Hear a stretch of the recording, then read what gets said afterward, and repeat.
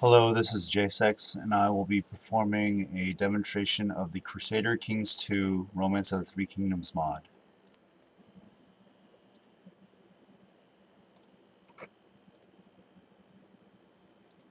You can see that I currently have 5 bookmarks in place,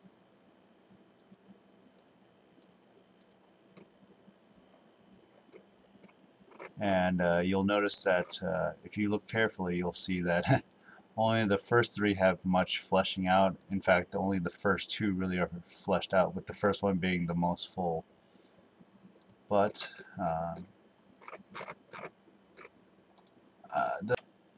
that's why I generally like to play the 184 AD Yellow Turban campaign.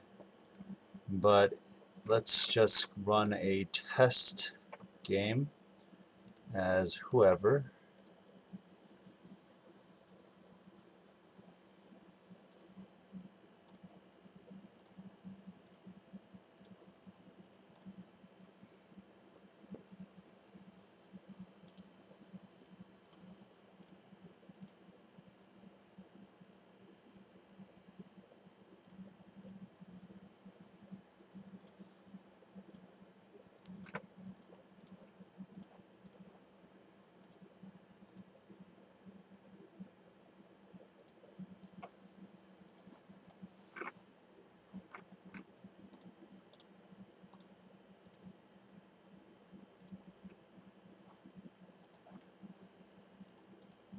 So right off the bat, I'd like to talk about the various religions throughout the empire and also the various cultures that we've created.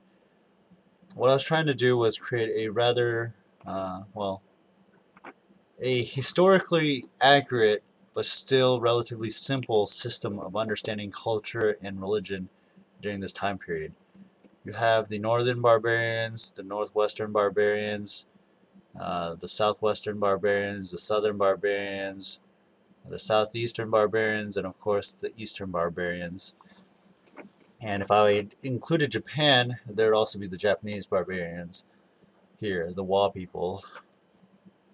But these are the various religions and cultures, peoples that I have discovered or uncovered during my research.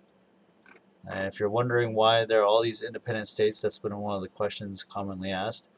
The reason why there are so many little states independent of the Han Dynasty during this time period is that the Han Empire was actually very weak at this time period, which is why you had rebels rising up, you had bandits seizing territory, you had tribal peoples declaring independence, you had officials that felt like they could rule better, or in some cases you had no officials in place, and so local people claimed power.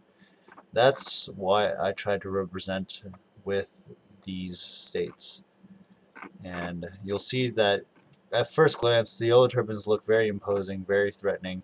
They have many thousands of soldiers throughout their territories. However, you'll find that these soldiers are actually all light infantry, raiders, weak, really. And not only that, but they're spread out all over. And they generally, because it's all owned by individual leaders, they generally do not unite into a sizable force. Whereas the Han Dynasty generally does unite and fight as a united front, therefore smashing through these doom stacks of light infantry. So we'll just start up and I'll explain as things go on.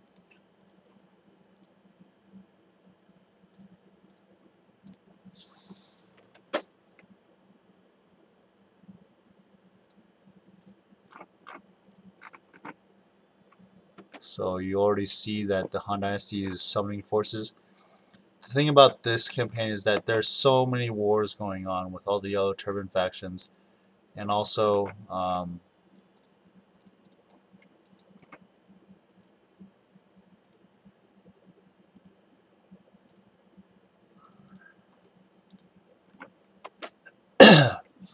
each little confrontation with their individual Yellow Turban factions involves a few to several leaders, so that let's say the major one, you'll see that many leaders within China are involved in this war, although not everyone is included. Of course, historically, the South and the Southwest and basically the frontier regions of China didn't really involve themselves with the affairs of central China, and the same vice versa. The central regions really didn't um, involve themselves with the frontier regions, unless, of course, it came to a matter of sovereignty, and basically imperial orders were given in those cases, which commanded central leaders to then take action.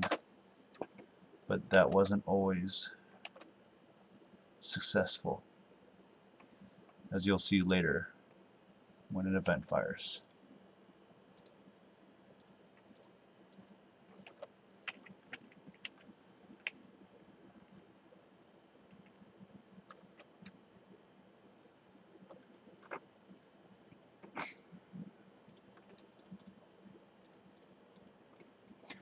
Right, this right here is the duel system.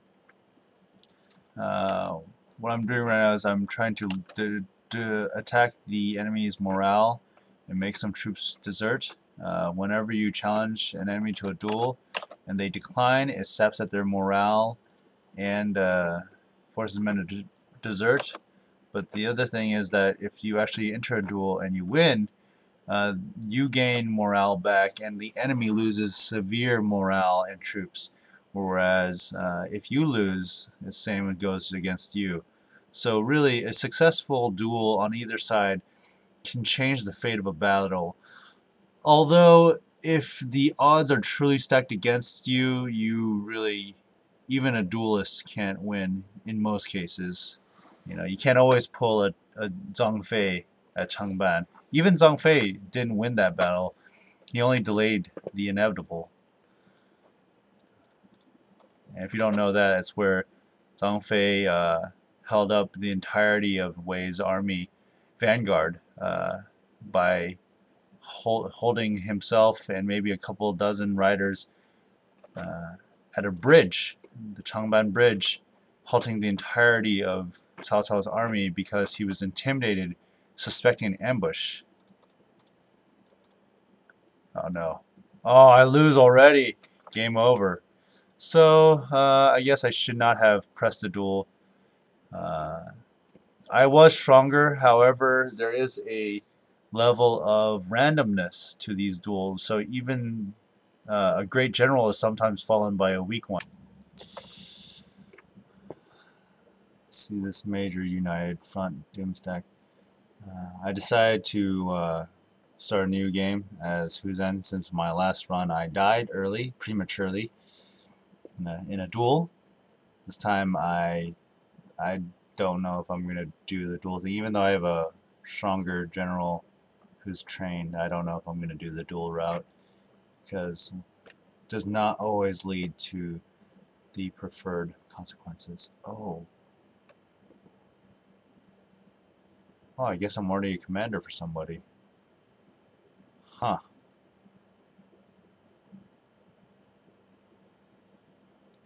We are in the Central Plains, so might as well, right? This is all the plains. Yeah, see that right there?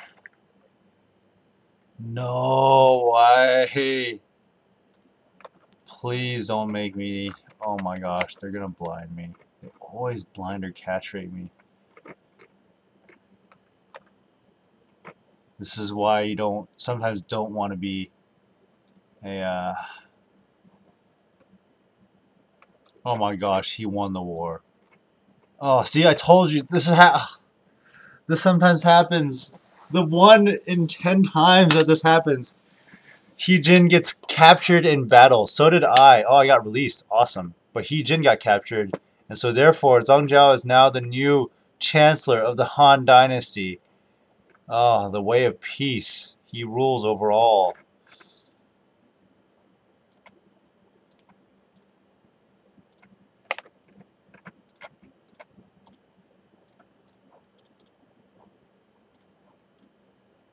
But what's happened now is that now that he has become emperor, everyone has declared independence, basically.